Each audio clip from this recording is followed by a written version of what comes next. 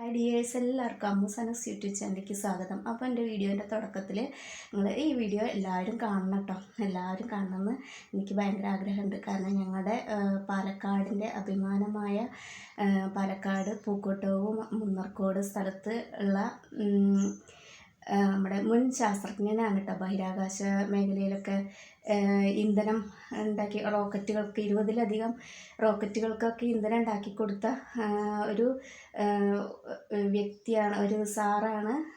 Sir എന്ന് പറയാനാണ് എനിക്കിഷ്ടം. എന്നെ പഠിപ്പിച്ചിട്ടൊന്നുമില്ല. അപ്പോൾ മുൻ ശാസ്ത്രജ്ഞൻ, റിട്ടയേർഡ് വെങ്കിട കൃഷ്ണൻ സാറാണ് കേട്ടോ. അപ്പോൾ ആ പേരിന് അവിടെ എനിക്ക് അത്ര പരിചയമില്ല. കാരണം ഈ ന്യൂസിലും ഇതിൽ പേപ്പറിലൊക്കെ കാണുമ്പോൾ മാത്രമേ ആ പേര് എൻ്റെ മനസ്സിലേക്ക് വരുള്ളൂ. കാരണം ഞങ്ങൾ അദ്ദേഹത്തെ വിളിച്ചിരുന്നിട്ടുള്ളത് കണ്ട നാൾ മുതൽ സാമി സാർ എന്നുള്ള പേരിലായിരുന്നു കേട്ടോ.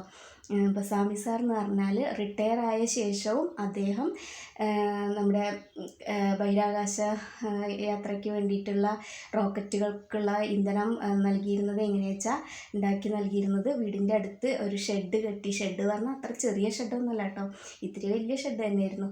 അപ്പോൾ അതിൽ കുറച്ച് ആൾക്കാരെ ജോലിക്ക് വെച്ച് അദ്ദേഹം അങ്ങനെ എന്താ പറയുക, റിട്ടയർ ആയിട്ട് പോലും നമ്മുടെ രാജ്യത്തിന് വേണ്ടി അങ്ങനെ ഉന്നമനത്തിന് വേണ്ടിയിട്ട് പ്രവർത്തിച്ച ഒരാളാണ് കേട്ടോ സാമി സാറ്. സാമി സാർ എന്ന് വിളിക്കാൻ കാരണം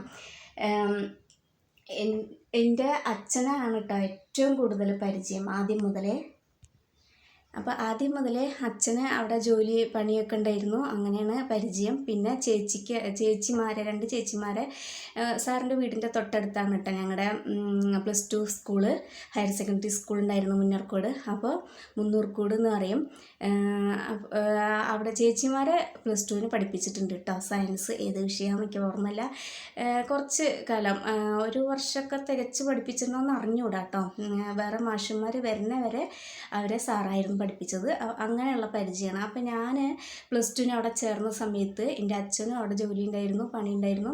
ചേച്ചിക്ക് അവിടെ റോക്കറ്റിൻ്റെ ഇന്ധനം ഉണ്ടാക്കാനുള്ള ജോലി സാറ് കൊടുത്തു കേട്ടോ. അങ്ങനെ സാറിൻ്റെ അവിടെ അങ്ങനെ ഞാൻ എത്തിപ്പെടുന്നത് എങ്ങനെയാണെന്ന് വെച്ചാൽ അച്ഛൻ്റെയും ചേച്ചീൻ്റെയും കൂടെ രാവിലെ 8 മണിയായ ബസ്സിൽ ഞാൻ പോകും. എന്നിട്ട് ഞാൻ എന്താ ചെയ്യുക വെച്ചാൽ ഒരു 8 മണിക്ക് പോയാൽ 8:30 അവിടെ എത്തും കേട്ടോ. ബസ്സിലൊക്കെ കയറി പെട്ടെന്ന് എത്തും. അപ്പോൾ ഞാൻ അവിടെ അങ്ങനെ ചുറ്റി നടക്കും. എങ്ങനെ വെച്ചാൽ 9:30 വരെ അവിടെ ചുറ്റി നടന്ന് ബെല്ലടിക്കാൻ സമയത്ത് 9:45 10 മണിയാവാനാകുമ്പോഴേ ഞങ്ങൾക്ക് സാറിൻ്റെ വീട്ടിൽ നിന്ന് നേരെ ഒരു മൈതാനത്തേക്ക് കയറാനുള്ളൊരു വഴി ഉണ്ടായിരുന്നു. അപ്പോൾ അത് കൂടെ പോയിട്ട് അങ്ങനെ സ്കൂളിലേക്ക് എത്തിയിരുന്നു കേട്ടോ. അപ്പോൾ അതുവരെ ഞാൻ ചുറ്റി നടക്കണം. എന്താ വെച്ചാൽ എനിക്ക് അതൊക്കെ ഭയങ്കര ഇഷ്ടമുള്ള കാര്യങ്ങളായിരുന്നു കേട്ടോ. സയൻസിനോട് എനിക്ക് അന്നും ഇന്നും ഭയങ്കര ഇഷ്ടമാണ്. ഇപ്പോഴും ആ ഒരു ഇഷ്ടം, ആ ഒരു സ്നേഹം സയൻസിനോടുള്ളത് ഇതുവരെ വിട്ടിട്ടില്ല കേട്ടോ ഞാൻ. അപ്പോൾ ഞാനവിടെ ചുറ്റി നടക്കണത് ഇതൊക്കെ കണ്ടിട്ടുള്ള കൗതുകം കൊണ്ടായിരുന്നു കേട്ടോ. അപ്പോൾ ഞാൻ ഫസ്റ്റ് ദിവസം അവിടെ എത്തിയപ്പോൾ ചേച്ചിയോട് പറഞ്ഞു, ഇതെന്താ എൻ്റെ ചേച്ചീൻ്റെ പേര് വിളിച്ചിട്ട് ഞാൻ പറഞ്ഞു, ഇതെന്താ അവിടെ ഇങ്ങനെ അസറ്റിക് ആസിഡിൻ്റെ മണം എന്ന് പറഞ്ഞു. അപ്പോൾ സാറ് വന്ന വഴിക്ക് ചേച്ചി പറഞ്ഞു, സാറേ റീജ കണ്ടുപിടിച്ചു കേട്ടോ, അത് അസറ്റിക് ആസിഡിൻ്റെ മണമാണ് അവൾ പെട്ടെന്ന് കണ്ടുപിടിച്ചു പറഞ്ഞു. അപ്പോൾ സാറ് എന്നെ മിടുക്കി പറഞ്ഞ് തോളത്ത് തട്ടിയിട്ട്, പിന്നെ സാറിന് അപ്പം എൻ്റെ തലയിൽ എന്തൊക്കെ ഒരാൾത്തമസം ഉണ്ടെന്ന് മനസ്സിലായി കാണും. പിന്നെ സാറിനെ കാണുമ്പോഴും അന്ന് മുതൽ സാർ അതിനെപ്പറ്റി വിശദീകരിച്ച് ഇങ്ങോട്ട് പറഞ്ഞു തരും. എനിക്ക് സത്യം പറഞ്ഞാൽ അത്രയ്ക്ക് അറിയേണ്ട പ്രായമായിരുന്നില്ല. പക്ഷെ ആ പ്രായത്തിൽ മിടുക്കിന്ന് അത്രയും വലിയൊരാൾ പറഞ്ഞപ്പോൾ ഉണ്ടായിരുന്നൊരു സന്തോഷം അന്നും ഇന്നും എപ്പോഴും ഉണ്ട് കേട്ടോ. അത് മറക്കാതെ ഞാൻ മനസ്സിൽ സൂക്ഷിച്ചിട്ടുണ്ട്. അപ്പോൾ പിന്നെ അങ്ങനെ ചേച്ചീൻ്റെ ആ വർക്ക് കഴിയണ വരെ ഞാൻ അങ്ങനെ ദിവസം പോയിരുന്നു കേട്ടോ. അത് കഴിഞ്ഞിട്ട് നിർത്തി. പിന്നെ ഞാൻ കണ്ടിട്ടുണ്ട്, മാരേജിന് മുന്നേ ഒക്കെ കണ്ടിട്ടുണ്ട്, പോയിട്ടുണ്ട്. പിന്നെ ഞാൻ കാണുന്നത് എപ്പോഴെന്നറിയോ, ഒരു 3 വർഷം മുന്നേ എൻ്റെ അനിയൻ്റെ കല്യാണത്തിന് മാരേജ് ഫംഗ്ഷന് സാർ എത്തിയിരുന്നു. സാറും എൻ്റെ മാരേജിന് വന്നിട്ടുണ്ട് കേട്ടോ. എൻ്റെ മാരേജിന് മാഡം സാറും വന്നിട്ടുണ്ടായിരുന്നു. ഫോട്ടോ ഒക്കെ എൻ്റെ കയ്യിൽ ഇപ്പോഴും ഉണ്ട്, ആൽബം കയ്യിലുണ്ട്. അപ്പോൾ എന്താ വെച്ചാൽ പിന്നെ ഞാൻ ലാസ്റ്റ് കാണുന്നത് ഇപ്പോൾ 3 വർഷത്തിന് മുന്നേ അനിയൻ്റെ കല്യാണത്തിനായിരുന്നു കേട്ടോ.